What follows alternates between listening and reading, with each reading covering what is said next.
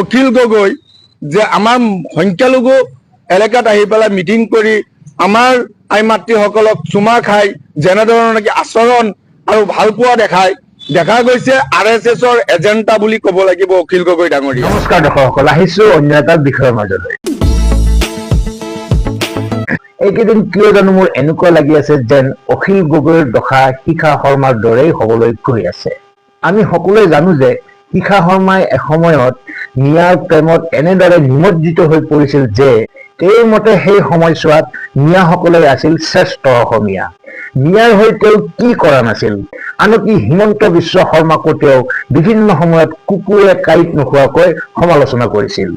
পিছত কি হ'ল আমি সকলোৱে দেখিছো। নগাঁও লোকসভাৰ পৰা নিৰ্বাচনত অৱতীৰ্ণ হৈ জয়লাভ কৰাটো দূৰৰে কথা, তেওঁ নিজে কোৱা মতে কোনো মতেহে হেনো তেওঁৰ প্ৰাণটো ৰক্ষা পৰিছিল। অখিল গগৈৰ ক্ষেত্ৰত সেইটো যে নহব তাৰ কি গেৰাণ্টি আছে? তেওঁলোকৰ কথাবিলাক শুনকচোন। অখিল গগৈ ডাঙৰীয়া ধমফালি মাৰি কথা কোৱা এজন ব্যক্তি নেতা।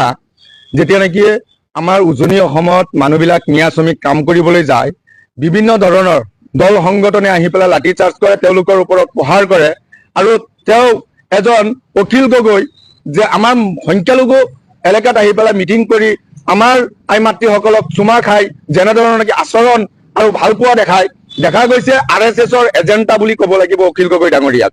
কাৰণ তেওঁ যিয়ে উজনি অসমত মিয়াৰ ওপৰত হোৱা অত্যাচাৰৰ সময়ত নিমাত আৰু এই একাকাৰ কথা যে বিজেপি চৰকাৰৰ লগত তেওঁৰ যে এজেণ্ট, ইয়াৰ কোনো আমাৰ সংখ্যালঘু ৰাইজে বুজিবলৈ বাকী নাই। মাইনৰিটি এলেকাতে নেতাগুৰি কৰিছিলে। মাইনৰিটি মানুহে এতিয়া বুজি পাইছে যে অখিল গগৈৰ যিটো নেকি আৱেগ অনলি খালি ভোট বেংকৰ কাৰণে আৰু ৰাজনীতি মুনাফাৰ ক্ষেত্ৰত আৰু কোনো ধৰণৰ মিয়াৰ কোনো কামত নাহে। দেখা গৈছে মাইনৰিটি অঞ্চলত আমাৰ মুছলমান মানুহৰ ভোটবিলাক কেইটা ভাগত বিভক্ত কৰিবলৈ এটা অভিসন্ধি চলাইছে, য'ত নেকি শিৱসাগৰত নিজৰ সমষ্টিত আমাৰ মিয়া মানুহক আজি কেইবা বছৰ ধৰি কিমান তুচ্ছ তাচ্ছিল্য কৰি আছে, ঘৰে ঘৰে গৈ লাঠি ঢাও লৈ মানুহক পিটি আছে, কিমান অসভ্য আচৰণ। তাত একো মাত নিদিয়ে, তাত একো নকয়। আমাৰ মাইনৰিটিৰ ভোট ভাগ কৰিবলৈ এটা চক্ৰান্ত এটা উদ্দেশ্য লৈ আমাৰ মাইনৰিটি এলেকাত দেখা যায়। দৰ্শকসকল, এওঁলোকৰ কথাত যুক্তি আছে। নামনিত অখিল গগৈয়ে নিজকে মিয়াৰ ত্ৰাণকৰ্তা হিচাপে উপস্থাপন কৰে, অথচ নিজৰ সমষ্টি শিৱসাগৰত যেতিয়া অত্যাচাৰৰ বলি হয় মিয়াসকল, তেতিয়া তেওঁ নীৰৱে থাকে, মনে মনে থাকে। এয়া হৈছে মিয়াসকলৰ যুক্তি। যি নহওক, উজনিৰ থলুৱা লোকসকলৰ মাজত তেওঁৰ ৰাজনৈতিক ভৱিষ্যত কি বাৰু? মুখ্যমন্ত্ৰীৰ মুখেৰে শুনো আহক। অখিল গগৈ ডাঙৰীয়াক কালি মই শিৱসাগৰলৈ গৈছিলোঁ, তেওঁ মোৰ লগত আছিল।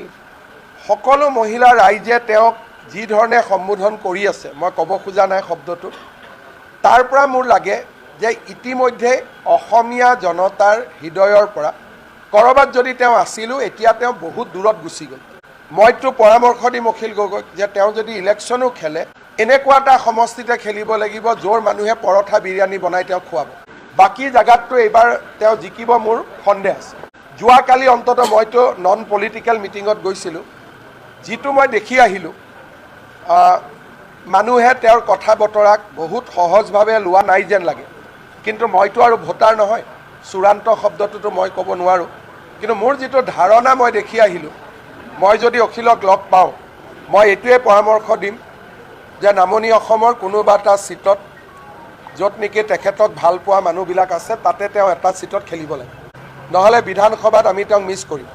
এইটো মোৰ তেওঁলৈকে পৰামৰ্শ হ'ব।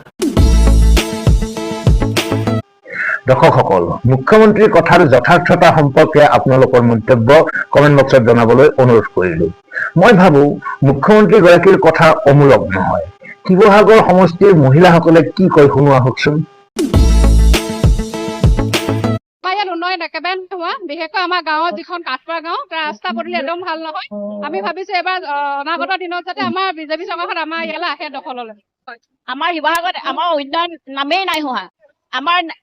আমাৰ শিৱসাগৰত উন্নয়ন কৰিব লাগে, আমাৰ জেগাত একো উন্নয়নে হোৱা নাই। বেলেগ গাঁৱৰ অঞ্চলত যিমান উন্নয়ন হৈছে, আমাৰ শিৱসাগৰত একো উন্নয়ন হোৱা নাই। আমাৰ উন্নয়ন লাগে, ৰাস্তা পথ লাগে। আমাৰ যিবিলাক ডাঙৰ ডাঙৰ অনুষ্ঠান, আমাৰ কৰ্মসংস্থাপনৰ যোগ্য, সেইখিনি চব আঁতৰি গুচি গৈছে। আমাৰ শিৱসাগৰৰ পৰা আহিব লাগে, আমাৰ শিৱসাগৰৰ পৰা চব আঁতৰি গৈছে। ডিমৌলে বহুত আমাৰ কৰ্মসংস্থাপনৰ জেগা, মেডিকেল কলেজ আৰু এতিয়া কেঞ্চাৰ হস্পিটেলো আমাৰ ইয়াৰ পৰা আঁতৰি গৈছে, জয়সাগৰলৈ আহিছে, কিন্তু আমাৰ শিৱসাগৰত একো অনুষ্ঠানেই নাইকিয়া হৈছে। সেইকাৰণে আমাক এইবাৰ আমাৰ উন্নয়ন লাগে। মাননীয় মুখ্যমন্ত্ৰীকো ধন্যবাদ জনাইছো। আমাৰ মহিলাসকলক তেখেতলোকে স্বাৱলম্বী কৰিছে, বহুত মই ভাল পাইছো, নথৈ আনন্দিত হৈছো। কিন্তু তাৰ মাজতে আমাৰ মহিলাসকলৰ, আমাৰ গাঁৱৰ মাজত এনেকুৱা সৰু সৰু ৰাস্তা আছে, আমি মানে ভুক্তভোগী। আমাৰ ল'ৰা ছোৱালীবিলাক অহা যোৱা কৰিবলৈ, স্কুল কলেজ যাবলৈ, অফিচ যাবলৈ বহুত মানে অসুবিধা হয়। কিন্তু অখিল গগৈ ডাঙৰীয়া কি কৰিলে তেওঁ আমাৰ দুখীয়া সমাজত, গাঁৱৰ কি কৰিলে তেওঁ? কিন্তু আমাৰ উন্নতি হোৱা নাই, উন্নতি নাই দেখা। কিন্তু মাননীয় মুখ্যমন্ত্ৰী আমাক দিছে, মহিলাসকলক দিছে, কিন্তু ৰাস্তা পথ মানে মেৰামতি কৰা নাই, নিৰাময় কৰা নাই। শিৱসাগৰত উন্নয়ন বুলি ক'লে আল্টিমেট জিৰ'। যিজন বিধায়ক আছে তেওঁ অকল লোকৰ সমষ্টি হিচাপে মাত মাতি থাকে, আমাৰ সমষ্টিৰ বিষয়ে একো নকয়। মোৰ মানে লাজ লাগে যে মই এগৰাকী শিৱসাগৰৰ বাসিন্দা হয়। আমাৰ শিৱসাগৰ উন্নয়নৰ মাত্ৰাত একদম জিৰ'। এতিয়া আপুনি চাবলৈ যাওক, আমাৰ নিজৰ শিৱসাগৰ জিলাৰে ডিমৌ সমষ্টিত আপুনি চাবলৈ যাওক, কি নাই তাত? কেঞ্চাৰ হস্পিটেল আছে, আপোনাৰ কি কয়, এখন চুকাফা হস্পিটেল আহিলে, ষ্টেডিয়াম আনিলে। আমাৰ শিৱসাগৰত কি আছে? তেওঁ আমাৰ শিৱসাগৰহে দেখাবলৈ চাই যে ৰংঘৰ প্ৰকল্প, কিন্তু ৰংঘৰ প্ৰকল্প তেওঁ অনা নাই। আমি যি বিচাৰি আছিলো শিৱসাগৰত এতিয়ালৈকে একো পোৱা নাই, আৰু ৰাইজে আগত হৈ যোৱা 5 বছৰত ভোট দি পিনি এতিয়া পস্তাই থকা নিচিনা হৈছে। গাঁও অঞ্চলৰ আমাৰ যিখিনি আমাৰ উন্নয়ন হ'ব লাগিছিলে, ৰাস্তা ঘাট পদূলি যিখিনি হ'ব লাগিছিলে, বা যিখিনি আমাৰ সাংস্কৃতিক দিশতে হওক, সামাজিক দিশতে হওক, আমি যিখিনি অনুষ্ঠান পাব লাগিছিলে, সেই অনুষ্ঠানখিনি আমাৰ মনৰ পৰা আমি সেইখিনি পোৱা নাই। আমি শিৱসাগৰ সমষ্টিত এবাৰ পদুম ফুলত যোনে উঠে তেওঁকে জিকাম বুলিয়ে ভাবিছো দেই। মহিলা অন্য দলত আমি যিমান দুৰ্নীতি দেখিলো, এতিয়া আমি এখন চৰকাৰৰ দিনত একো দুৰ্নীতি দেখা নাই, দুৰ্নীতি শূন্য। কাৰণ বহুত দুৰ্নীতি, ঘৰৰ নামত পইচা, আজি উদ্যমিতাৰ কাৰণেও হয়তো তেতিয়া পইচা দিব লাগিলেহেঁতেন, কিন্তু আজি আমি জিৰ', একো নিদিয়াকে মানে আজি 37,000 মহিলা ইয়াত একত্ৰিত হৈছে। আৰু আমি বুজি পাইছো যে দুৰ্নীতি নোহোৱা চৰকাৰখনে আমাক লাগে, কাৰণ আমি বিজেপিতে এইটো বস্তু দেখিছো। হিমন্ত ছাৰে জিকিব লাগে, হয়, তেখেতে জিকিব আৰু আমি বিজেপিত ভোট দিম। হয়, দৰ্শকসকল, এয়া আছিল শিৱসাগৰ সমষ্টিৰ একাংশ মহিলাৰ বক্তব্য। এনেবোৰ দৃশ্য দেখাৰ পিছত, এনেবোৰ কথা শুনাৰ পিছত মই ভাবি আছো, অখিল গগৈৰ দশা শিখা শৰ্মাৰ দৰেই হবলৈ গৈ আছে নেকি?